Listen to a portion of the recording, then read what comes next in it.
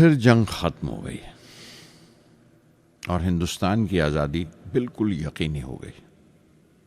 मैंने अब्बा से रामेश्वरम छोड़ने की इजाज़त चाही। मैं डिस्ट्रिक्ट हेडक्वार्टर्स रामनाथपुरम जाकर पढ़ना चाहता था। शमसुद्दीन और जलालुद्दीन मेरे साथ रामनाथपुरम तक गए मुझे श्वार्ट्ज हाई स्कूल में दाखिल कराने के लिए।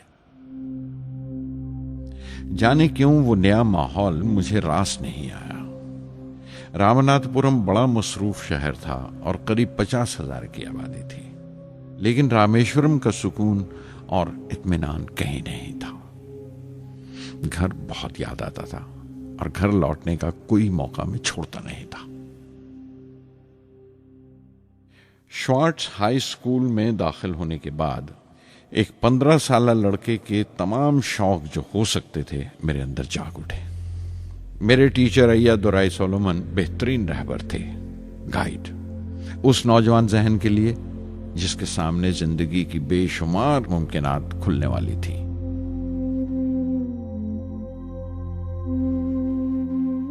रामनाथपुरम के उस अरसे क़याम में उनसे मेरा रिश्ता उस्ताद शागिर्द या गुरु शिष्य से भी आगे निकल गया। अय्या दुराई कहा करते थे, जिंदगी कामयाब होने और नतीजे हासिल करने के लिए 3 ताकतों पर काबू पाना बहुत जरूरी है: ख्वाहिश, यकीन और उम्मीद। अय्या दुराई सोलोमन, जो बाद में रेवरेंड हो गए, कहा करते थे, इससे पहले कि मैं चाहूं कुछ हो जाए, ये जरूरी है कि मेरे अंदर उसकी पूरी शिद्दत से ख्वाहिश हो और यकीन हो कि वो होगा। मैं अपनी जिंदगी से अगर मिसाल दूं तो मुझे बचपन से ही आसमान के इसरार और परिंदों की परवाज हमेशा हैरान करती थी, फैसिनेट करती थी। समंदर में कूंजों और बगलों को ऊंची उड़ाने लगाते देखता था तो उड़ने को जी करता था।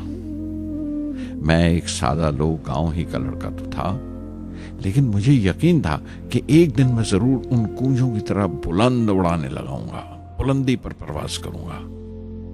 और हकीकत यह है कि रामेश्वरम से उड़ने वाला मैं पहला लड़का था।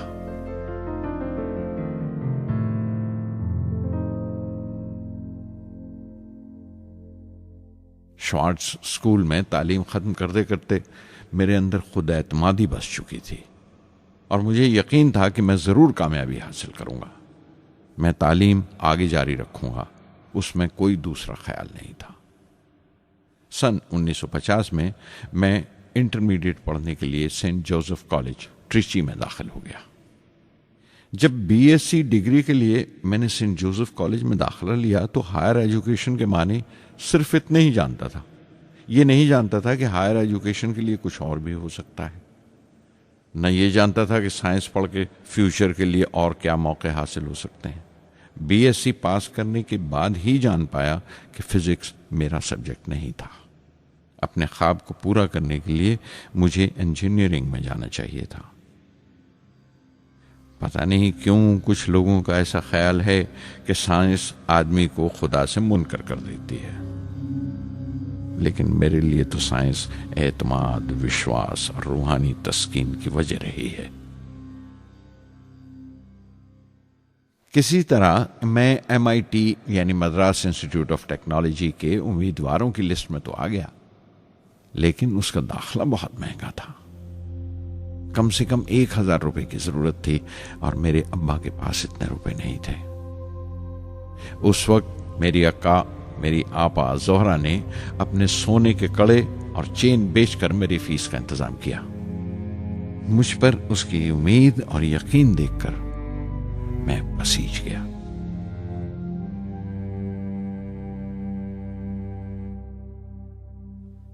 MIT में सबसे ज्यादा मजा आया।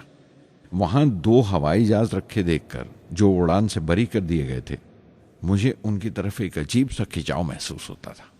और जब सब लड़के हॉस्टल लौट जाते थे, मैं कई कई घंटे उनके पास बैठा रहता था। फर्स्ट ईयर मुकम्मल करने के बाद जब मुझे अपने ज्यादा खुसूसी मजमून चुनना थे, यानी अपनी स्पेशल ब्रांच का चुनाव करना था, तो मैंने फॉरेन एरोनॉटिकल इंजीनियरिंग का चुनाव कर लिया। MIT की तालीम के दौरान मुझे 3 टीचर्स ने बहुत मुतासिर किया। Professor Sponder, professor KAV Pandalai, professor Narasimha Rao. Professor Sponder technical aerodynamics सिखाते थे।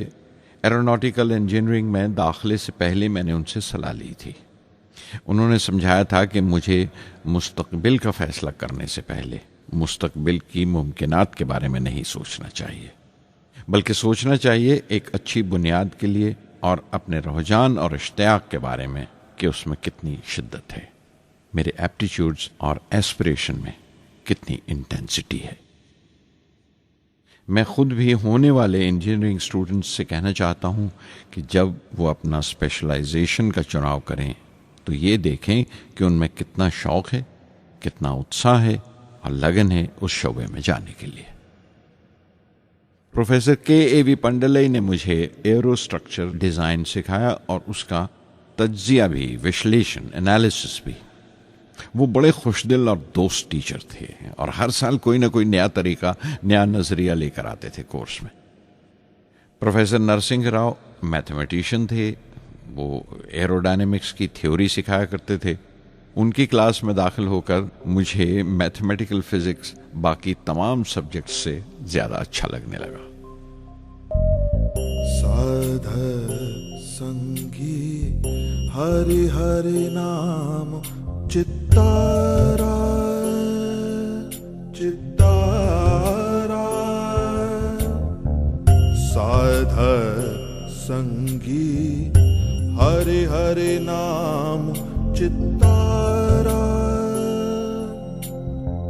सहज अनंतु होवे दिनु राति, अंकुर भलो हमारा, साध संगी साध संगी।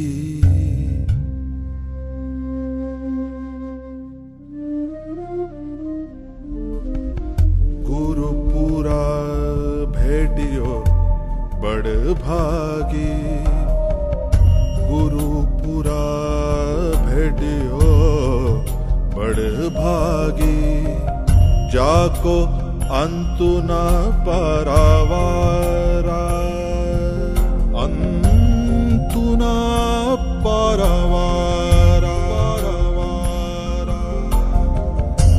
नानक सरनी गही स्वामी की, पुनः पुनः नमस्कार, साध संगी साध संगी।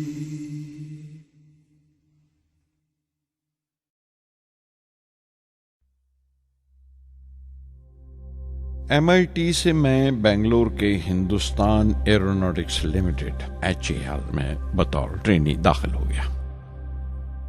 HAL से जब मैं एरोनॉटिकल इंजीनियरिंग ग्रेजुएट बनकर निकला तो जिंदगी ने 2 मौके मेरे सामने खड़े कर दिए और दोनों मेरी परवाज के देरीना ख्वाब पूरे कर सकते थे।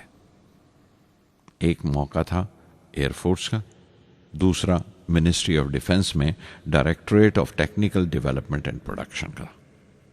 मैंने दोनों में अर्जी भेज दी और बैक वक्त दोनों से इंटरव्यू का बुलावा आ गया। एयरफोर्स के लिए मुझे देहरादून बुलाया गया था और डिफेंस के लिए दिल्ली। मेरे दोनों मुकाम 2000 किलोमीटर के फासले पर थे। ये पहला मौका था मेरा अपने वसी और विराट वतन को देखने का। खिड़की पर बैठा मैं इस देश की सरजमीन को पांव तले से बहता हुआ देख रहा था। हैरान था कि उत्तर की तरफ सफर करते हुए एक ही मुल्क का लैंडस्केप कैसे बदलता चला जाता है। मैं 1 हफ्ता दिल्ली में ठहरा, डिफेंस मिनिस्ट्री का इंटरव्यू दिया। इंटरव्यू अच्छा हुआ था। वहां से मैं देहरादून गया एयरफोर्स सिलेक्शन बोर्ड के इंटरव्यू के लिए। 25 उम्मीदवारों में मैं 9वें नंबर पर आया। मेरा दिल बैठ गया, बहुत मायूस हुआ और कई दिन तक अफसोस रहा कि एयरफोर्स में जाने का मौका मेरे हाथ से निकल गया। मैं ऋषिकेश चला गया, दिल पर यह बोझ लेकर कि आने वाले दिन बड़े सख्त होंगे।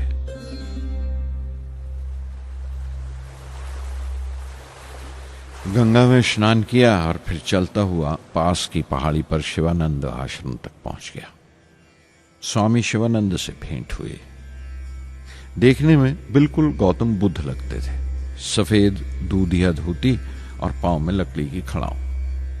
उनकी बच्चों सी मासूम मुस्कान और सादा दिली देखकर बहुत प्रभावित हुआ मैंने बताया उन्हें कैसे मैं इंडियन एयरफोर्स में भर्ती होने से रह गया और मेरी कितनी शदीद ख्वाहिश थी आसमानों में उड़ने की, परवास करने की।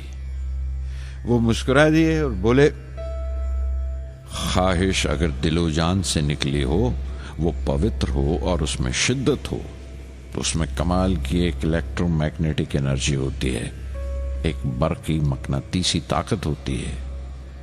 दिमाग जब सोता है तो वो एनर्जी रात की खामोशी में बाहर निकल जाती है और सुबह कायनात ब्रह्मांड से सितारों की गति रफ्तार को अपने साथ समेटकर दिमाग में लौट आती है।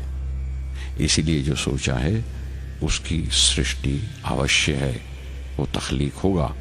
तुम विश्वास करो इस अजली बंधन पर, इस वचन पर कि सूरज फिर लौटेगा, बाहर फिर से आएगी।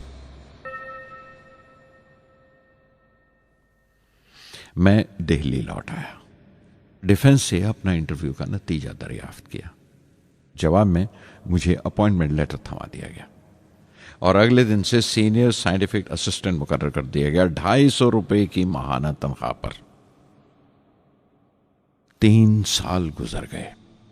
उन्हीं दिनों बेंगलोर में एरोनॉटिकल डेवलपमेंट एस्टेब्लिशमेंट ADE का एक नया महकमा खुला और मुझे वहां पोस्ट कर दिया गया। बेंगलोर कानपुर से बिल्कुल मुख्तलिफ शहर था। मैं अपने डायरेक्टोरेट की पोस्टिंग का पहला साल वहां गुजार चुका था। दरअसल हमारे देश में ये एक अजीब तरीका है, एक अजीब सा ढंग है अपने लोगों को हद दर्जा तक निचोड़ लेने का, जो हमारे लोगों को इंतहा पसंद बना देता है। शायद इसलिए कि सदियों इस देश ने गैर मुल्की तहजीबों के जख्म भी खाए हैं और उन्हें अपने दामन में जगह भी दी है। अलग अलग हुक्मरानों से वफा करते करते हम अपनी हैसियत, अपनी यकताई खो बैठे हैं। बल्कि हमने एक और ही किस्म की खूबी पैदा कर ली है कि एक ही वक्त में रहम दिल भी हैं और बेरहम भी, हसास भी हैं और बेहिस भी। जितने गहरे हैं उतने ही सतही। ऊपर से देखो तो हम बड़े खुश रंग और खूबरू नजर आते हैं, लेकिन कोई गौर से देखे तो अपने हुक्मरानों की एक बेढब नकल से ज्यादा कुछ नहीं है।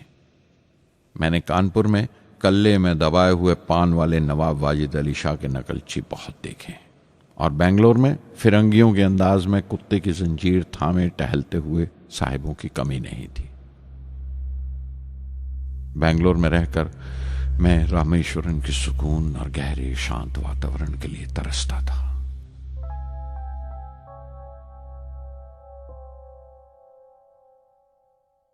पहले साल तो ADE में कोई ज्यादा काम नहीं था। एक प्रोजेक्ट टीम बनाई थी कि 3 सालों में एक स्वदेशी हॉवरक्राफ्ट तैयार करें और वो वक्त से पहले तैयार हो गया। नंदी उसका नाम रखा गया, शिव की सवारी के आधार पर। उसका डिजाइन हमारी उम्मीद से ज्यादा अच्छा था, लेकिन मैं सख्त मायूस हुआ जब आपसी कंट्रोवर्सीज की बिना पर सारा प्रोजेक्ट बालाए ताक रख दिया गया, बंद कर दिया गया। Professor MGK Menon, Tata institute of fundamental research के डायरेक्टर, एक रोज अचानक ही हमारी जांच पड़ताल को आ पहुंचे।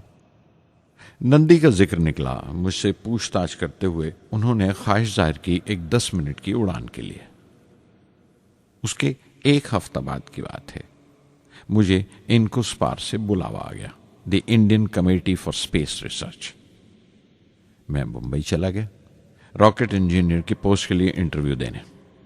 मेरा इंटरव्यू लेने वाले डॉक्टर विक्रम साराभाई और प्रोफेसर MGK मेनन के अलावा मिस्टर सराफ थे, जो उस वक्त एटॉमिक एनर्जी कमीशन के डिप्यूटी सेक्रेटरी के ओहदे पर थे।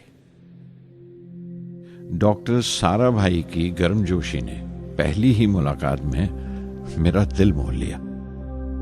अगले ही दिन मुझे खबर मिल गई कि मैं चुन लिया गया। मुझे इनकोस्पार में रॉकेट इंजीनियर की हैसियत से शामिल कर लिया गया था।